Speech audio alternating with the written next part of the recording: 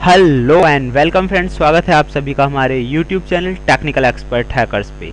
और आज हम जानेंगे वायरस, वॉर्म, ट्रोजन, बैकडोर्स के बारे में, थियोरेटिकल और प्रैक्टिकल। जैसा कि आप सभी जानते हैं, इस यूट्यूब चैनल पे हम सारी जो चीज़ें हैं एथिकल हैकिंग से रिलेटेड आपको थियोरेटिकली और प्रैक्टिकली दोनों तरह से प्रोवाइड करते हैं ताकि आप हर कॉन्सेप्ट को अच्छे से समझ सकें।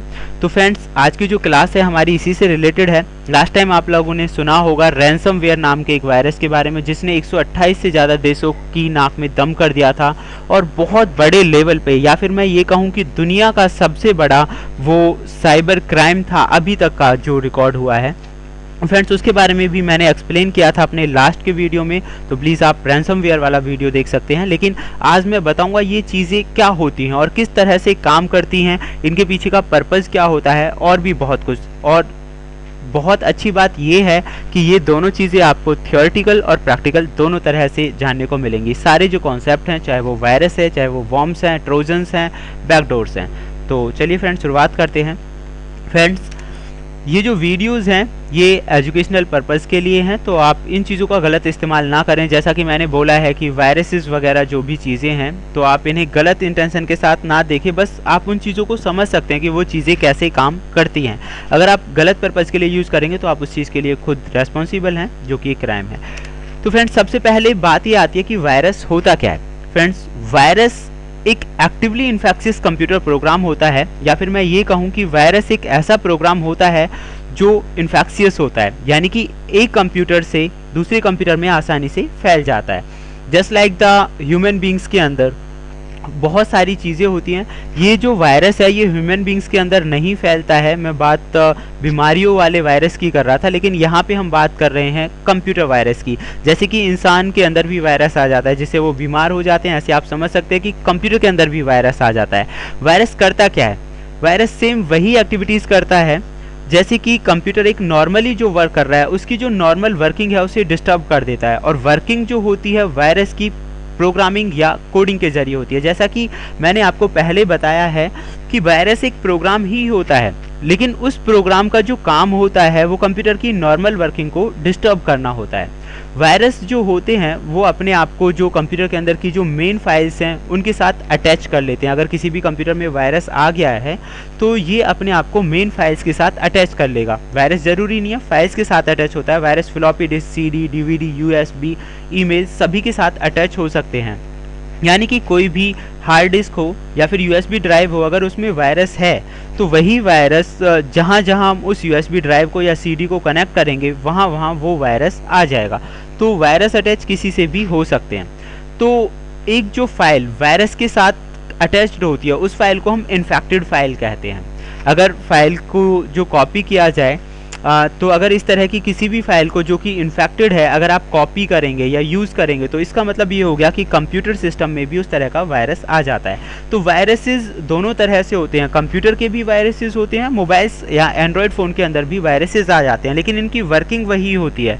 वायरसेस बहुत अलग अलग तरह के होते हैं। फ्रेंड्स, अगर फुल फॉर्म की बात की जाए तो टेक्निकली इसकी कोई फुल फॉर्म नहीं है, लेकिन फिर भी कंप्यूटर की दुनिया में आप वायरस जैसी वर्ड की पूरी अगर फुल फॉर्म सर्च करेंगे तो इस तरह की इन्फॉर्मेशन आपको मिल सकती है। बट टेक्निकली मैं कहूँ तो ये वास्तव में कोई फुल फॉर्म नहीं है, ये एक इमेजिन करके बनाई गई फुल फॉर्म है। तो जैसे कि very important resource under suppression, vital important resource under seize, तो ये दोनों अलग अलग फुल फॉर्म्स हैं। पहली है very important resource under suppression और दूसरी है vital important resource under seize, जबकि वास्तव में ये है नहीं। तो मैंने आपको बता दिया ताकि आप कंफ्यूज ना हो। सेकेंड वन आती है, अगर हम वायरस की हिस्ट्री को देखें तो फ्रेंड्स, कीपर जो वायरस था सबसे पहले डिटेक्टेड वायरस था जिसे ARPANET ने किया था। उससे पहले मैं थोड़ा सा आपको बता देता हूँ, ARPANET वो एजेंसी है जिसने इंटरनेट की खोज करने में, या फिर हम कह सकते हैं इंटरनेट की खोज का जो श्रेय जाता है वो ARPANET एजेंसी को ही जाता है, यानी कि एडवांस रिसर्च प्रोजेक्ट एजेंसी। तो सबसे पहले इसी एजेंसी ने डिटेक्ट किया था सबसे खतरनाक वायरस को, जिसका नाम था क्रीपर वायरस, जो कि 1970 में पाया गया था। क्रीपर एक एक्सपेरिमेंट था, वास्तव में वो वायरस नहीं था, वो एक प्रोग्राम था जो कि सेल्फ रेप्लिकेटिंग प्रोग्राम था, जो अपने आप को एक से ज़्यादा कॉपीज़ में कन्वर्ट कर लेता था और इस तरह से वो बढ़ता चला गया।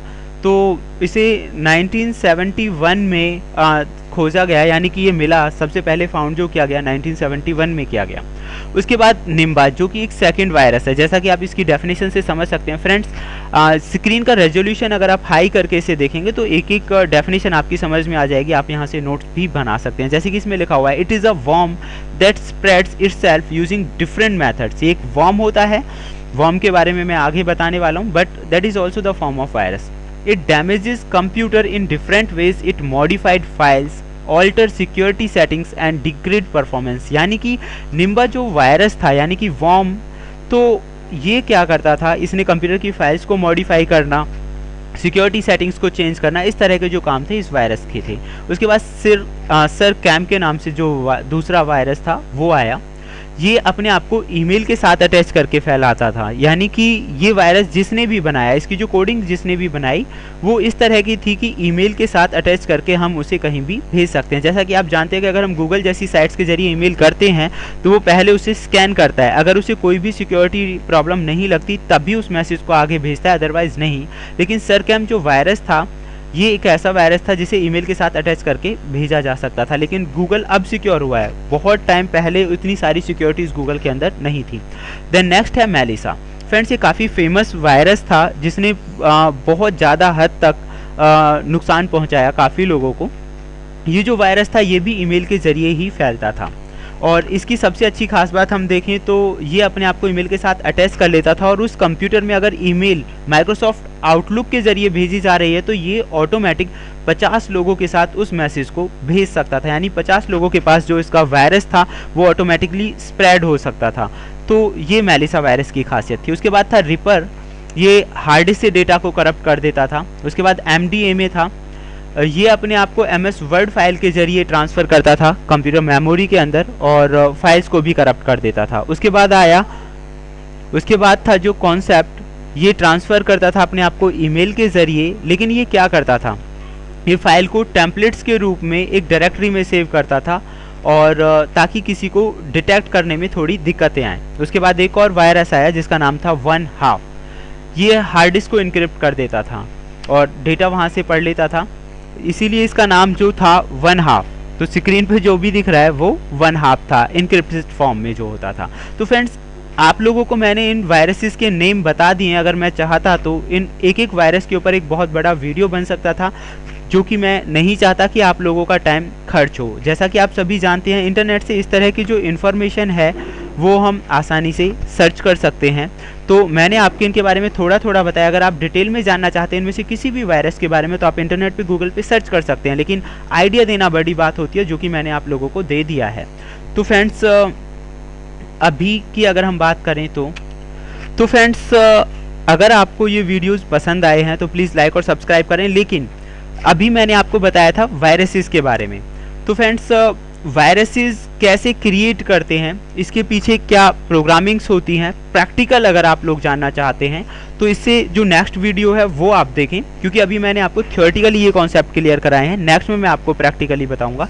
और अगर आप चाहते हैं कि इस तरह के वीडियोज़ आपको लगातार मिलते रहें तो प्लीज़ लाइक, शेयर और सब्सक्राइब करें हमारे YouTube channel technical expert hackers को। Thank you, good bye.